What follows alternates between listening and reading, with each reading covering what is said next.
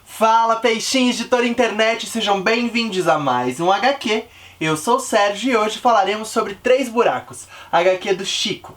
Bom, o Chico é mais um grande artista brasileiro que eu conheci graças a Graphic MSP, né, ao selo Graphic MSP da Maurício de Souza. Ele escreveu o Ingá, né, HQ do Piteco, e foi aí que eu conheci essa arte incrível, essa narrativa muito boa desse autor paraibano. Então já aproveita, já dá um like aqui pra ajudar a gente, se inscreve aqui no canal pra ficar sempre por dentro de todos os vídeos que a gente lança e bora falar sobre Três Buracos. Bom, essa HQ ela é muito instigante, é uma HQ de terror, né, que traz no seu visual um grande trunfo, assim, né, ela é muito bem desenhada, é muito bem detalhada e o modo como o Chico constrói as artes é muito interessante. Pra falar um pouquinho sobre a história, porque ela é muito legal mesmo e eu vou falar só meio que o prólogo dela, ela se passa na cidade de Três Buracos, e esse Três Buracos é uma cidade que parece ser meio que no interior do Nordeste brasileiro, assim, não sei dizer direito de onde é, e ela tem esse nome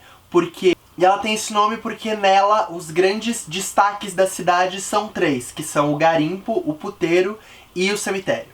Eles na verdade têm três cemitérios, né? Um cemitério que é destinado às pessoas que morreram de velhice, onde não foi enterrado ninguém.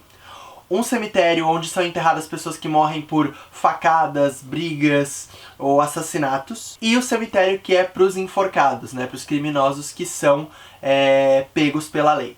Nesse prólogo a gente conhece o delegado da cidade, né? Um homem que é muito ortodoxo dentro das leis e que quer sempre cumprir à risca tudo que é justo, né? Na concepção dele de justiça, né? Nessa coisa um pouco mais maniqueísta mesmo.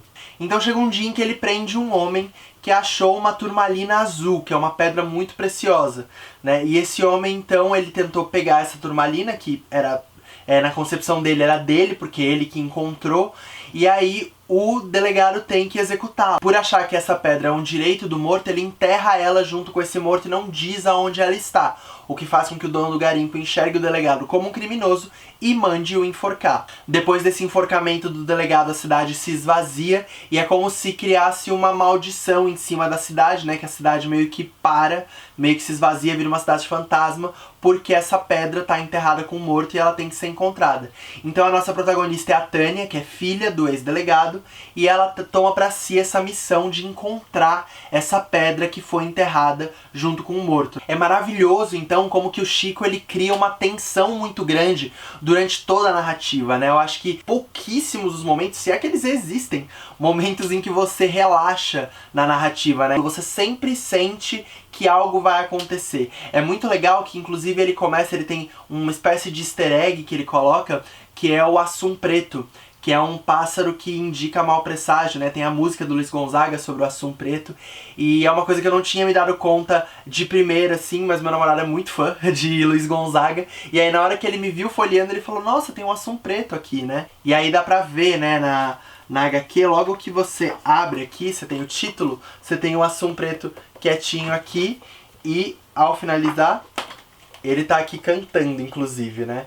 Então é muito legal ver essas coisas, né? Essas pistas que o Chico vai deixando na HQ, né? Essas referências todas muito fortes.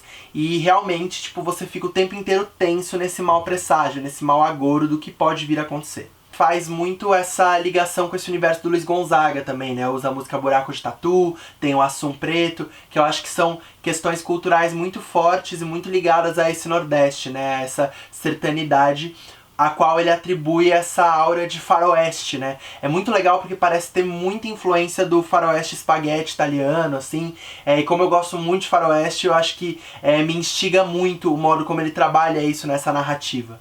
As personagens são todas sensacionais, assim, é muito legal porque aqui ele trabalha realmente personagens muito tridimensionais. Isso é muito legal porque você vê que não tem um viés maniqueísta neles, né? Todos os personagens são muito multifacetados, tomam todo tipo de decisão, decisões que você cria empatia com eles, decisões em que você se afasta um pouco. Então você tá o tempo inteiro meio que acompanhando a história desses seres humanos e se identificando ou não com eles e comprando ou não a obsessão deles. É muito legal como ele constrói cada uma dessas personagens. O Chico tem duas outras HQs também que são bem famosas, que são o Lavagem e o Azul Indiferente do Céu. Eu ainda não tive a oportunidade de lê-las, mas eu tenho muita curiosidade porque eu achei, eu acho muito legal o que ele faz tanto no Piteco quanto agora no Três Buracos, né, com personagens próprios. Eu fiquei realmente muito surpreso positivamente com a extrema qualidade do trabalho desse cara. E aí eu quero muito ler essas outras HQs também pra conhecer um pouco mais. E agora, durante a quarentena, eu vi que estão rolando algumas promoções com esses títulos também, então vale a pena dar uma olhada. Vamos então para o nosso gráfico de riscos, iniciando pelo risco de paralisia. O risco de você ficar horas parado na mesma página olhando uma arte genial. E vai um redondíssimo 10 de 10. É realmente incrível o que o Chico constrói, o modo como ele desenha detalhadamente cada paisagem é muito bonito. Essa edição da Editora Mino é maravilhosa também, só dá mais força pra essa arte, né? Então você abre aqui, você já tem... Olha a expressividade desses olhares, né? Você já começa com esses três personagens olhando pra você dessa maneira e já te deixando super instigado com o que vai acontecer. Uma estratégia narrativa que ele usa que é muito legal é que, por exemplo, nessa HQ tem 3 camadas da história, né? Então você tem a primeira camada, que é a camada da memória, da história que é contada, né? Que nos é contada, por exemplo, neste prólogo. E aqui você vê que ele trabalhou só em cima do grafite, né? Do lápis grafite. Isso é muito legal porque o grafite, ele não fica... Ele não é algo estável, né? É algo que borra, que com o tempo se apaga, vai ficando mais confuso. Então ele coloca muito forte esse grafite aqui para essa camada da memória. E não existem os requadros, né? Então você vê que a arte, ela é toda misturada, né? Você não consegue dizer direito onde que acaba, onde que começa. Tá tudo meio que intrínseco, assim como a teia das memórias mesmo, né? Que os fatos eles vão se acumulando, se juntando. Aí quando ele passa pra realidade, né? Pra história que ele tá contando, né? Pros fatos concretos, aí ele usa o nanquim, que é algo mais perene, né? Algo mais... concreto, e aí ele usa os requadros, né? Você consegue ver qual é a ordem que ele está propondo aqui. E isso é muito legal. E a gente tem uma terceira camada, que é uma camada de alucinação. E quando a gente entra nessa alucinação, ele usa esse nanquim, mas ele de alguma forma ele mescla mais, né? Pra você poder ver essa alucinação. Ela tá na concretude, porque ela tá acontecendo no presente, mas o requadro ele não fica tão bem definido, né, pra personagem. E isso constrói um código de linguagem muito incrível e muito interessante na HQ, que ajuda muito a narrativa. Próximo risco, o risco de contrato eterno, o risco de você ter que ler uma infinidade de HQs pra completar essa história, vai uma nota 4 de 10. Não é uma HQ que abre muitas margens para uma sequência e etc. Eu acho que ela tem um início meio e fim bem definidos, né? Uma HQ de leitura rápida, ela é muito instigante, então eu não diria que é algo que vá te arrastar por muito tempo, assim, né? Então, um 4. Próximo risco, risco de fandom, risco de surgirem milhares de fanfics, fanarts, adaptações desse universo, vai uma nota 8 de 10. É uma HQ com personagens muito incríveis, um visual muito maravilhoso e instigante que dá uma vontade de desenvolver algumas fanarts em cima desse universo, porque ele é muito rico e muito potente e tem muita cara de cinema, assim, em muitos momentos, né? Então eu consigo imaginar fácil um filme de Três Buracos, né? Óbvio que teriam que ser feitas várias adaptações para potencializar a linguagem cinematográfica, né? Assim como o Chico faz aqui com a linguagem visual, que é realmente apaixonante. Poderia ser feita uma grande adaptação em cima dessa obra. Próximo risco, risco de esmagamento. O risco da realidade retratada aqui te esmaga. Feito uma panqueca, vai uma nota 9 de 10. Eu acho que é uma HQ esmagadora porque ela traz muito essa narrativa desses personagens que estão à margem, né? Ele dá um holofote para esses personagens que têm seus corpos marginalizados. Então é muito interessante como ele vai fazendo você criar empatia com esses personagens. Você tem uma protagonista que, segundo o Chico, no início não era uma menina, né? A Tânia, ela era um homem, e aí ela foi, conforme ele foi escrevendo, ela foi se revelando para ele ser uma mulher, mas é uma protagonista lésbica. E é muito legal como isso é naturalizado dentro da narrativa, né? Eu acho que isso é muito potente. E é muito legal ver como essas personagens lidam com as suas obsessões e com as suas relações, com os vínculos que elas criam.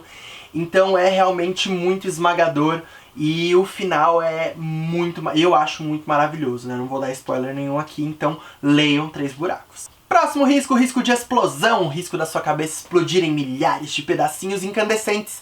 Vai um redondíssimo 10 de 10. É uma HQ extremamente explosiva, até porque tem muita explosão ali naquela mina, mas é muito bacana como a narrativa ela é muito instigante, como eu falei, ela cria tensão o tempo inteiro, você fica tenso o tempo inteiro e isso é muito maravilhoso, né? Tipo, o modo como ela é realmente frenética e vai te conduzindo através de cada cena. Os plot twists são muito bons e é realmente muito legal o modo como ela se fecha, como essa narrativa se fecha e ao mesmo tempo deixa um monte de coisa em aberto, né? Eu acho que isso é o mais potente, abre-se muito espaço para que nós, leitores, construamos mais em cima, né? Conjecturemos mais sobre o que pode acontecer ainda com essas personagens, o que pode ter acontecido e tudo mais. Então vale muito a pena, inclusive deixem aqui nos comentários impressões sobre essa história, porque eu vou adorar trocar ideias sobre isso, porque é realmente muito legal. E pra finalizar, vamos ao risco pombo correio, o risco de você sair por aí indicando essa HQ pra todo mundo ler. Vai um redondíssimo 10 de 10. É uma HQ sensacional, ela é uma das artes mais bonitas que eu já vi. Dá muito orgulho ver que um artista brasileiro, paraibano, construiu essa narrativa tão incrível, com essa arte tão maravilhosa, com códigos de linguagem visual tão rebuscados e tão bem pensados. E pra quem curte faroeste e terror, é realmente uma pedida maravilhosa, é imperdível. Então leiam Três Buracos. Quer ficar mais próximo da gente aqui do canal? Ter acesso à nossa comunidade, a conteúdos bônus adiantados e exclusivos? Aqui na Maré Geek a gente tem um compromisso muito grande com contar histórias. A gente quer trazer mais representatividade e novas discussões para dentro do mundo nerd, que tem ainda alguns conceitos muito enraizados. Por isso que a gente está abrindo esse Catarse, que é uma oportunidade de vocês contribuírem para que a gente consiga continuar contando histórias e produzindo todos os nossos programas. Mesmo que você não possa ajudar a gente financeiramente, já é de grande ajuda compartilhar os nossos vídeos, comentar, curtir e ajudar a gente a espalhar a palavra da Maré Geek por aí. Então muito obrigado a todo mundo que continua acompanhando os nossos vídeos e nos dando todo esse suporte, é muito importante pra gente. Se você gostou desse vídeo, não esquece de clicar em curtir aqui embaixo, compartilhe com seus amigos e se inscreve aqui no canal da Maré Geek pra ficar sempre por dentro de todo o conteúdo que a gente lança. Então é isso, pessoal, muito obrigado e até semana que vem.